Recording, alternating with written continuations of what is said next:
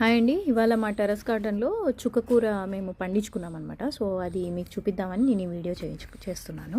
So, ఇది చూసారా? ఇదొచ్చేసి మేము ఒక పెద్ద టబ్ తీసుకొని దాంట్లో మొత్తము మట్టి, ఇసుక and cocopeat and vermi compost అనమాట. సో, ఈ ఈ సాయిల్ అంతా మేమంతా మిక్స్ చేసుకొని దాన్ని మేము ఎంత టబ్‌లోకి వేసుకొని దాని తర్వాత ఇలాగ విత్తనాలు చల్లుకున్నాము.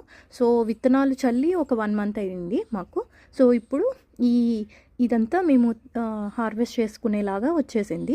అండ్ ఏమైందంటే మేము అప్పుడు కొంచెం పల్చగా వేసుకున్నాం అనమాట, ఎక్కువ వేసుకోలేదు. సో, పల్చగా వేసుకున్నాం కదా అనేసి మళ్ళీ ఆఫ్టర్ 15 డేస్ అలాగా మేము మళ్ళీ వేరే ఇత్తనాలు కూడా వేసాము. అదే ఈ ఇత్తనాలే ఇంకొన్ని ఎక్కువ యాడ్ చేసాము. సో, అవి వచ్చేసి గ్రోత్ ఇప్పుడు ఇలా ఉంది, ఇక్కడ దాకా వచ్చేసింది అనమాట. చూసారా?